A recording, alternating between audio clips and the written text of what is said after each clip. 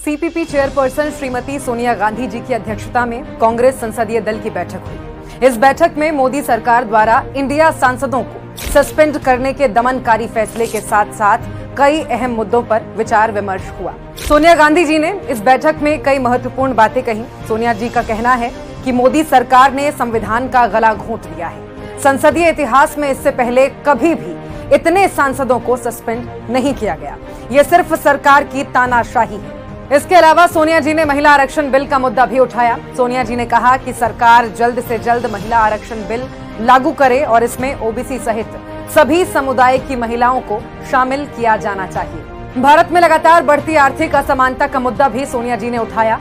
उन्होंने सीधे तौर पर इसके लिए प्रधानमंत्री मोदी को जिम्मेदार माना है। उन्होंने कहा कि अर्थव्यवस्था के मामलों में प्रधानमंत्री मोदी के दावों और हकीकत में बहुत अंतर है। जम्मू कश्मीर पर कांग्रेस का स्टैंड बताते हुए सोनिया जी ने कहा कि जम्मू कश्मीर का पूर्ण राज्य का दर्जा तुरंत बहाल किया जाना चाहिए और यहां जल्द से जल्द चुनाव होने चाहिए। सोनिया गांधी के जनहित के मुद्दों को भी पुरजोर तरीके से उठाया है। उन्होंने कहा कि बेरोजगारी लगातार बढ़ती जा रही है। देश का धन उद्योगपतियों के एक चुनिंदा गुट के हाथों में दिया जा रहा है। रोजमर्रा की चीजों के दाम आसमान छू रहे हैं। देश के गरीबों को जीवन यापन करने में परेशानी हो रही है।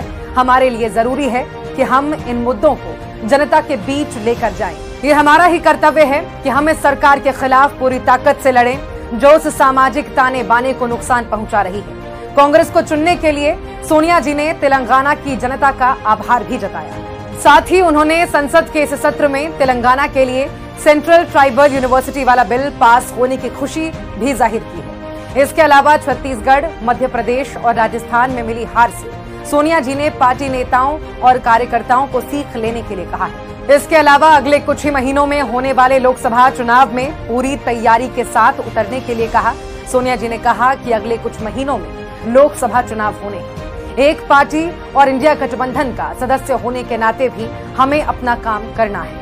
सोनिया जी ने कांग्रेस अध्यक्ष मल्लिकार्जुन खड़गे जी के नेतृत्व के लिए उन्हें धन्यवाद कहा और कहा कि कांग्रेस सड़क से संसद तक जनता की आवाज उठाने के लिए प्रतिबद्ध है, लोकतंत्र की रक्षा के लिए संकल्पित है।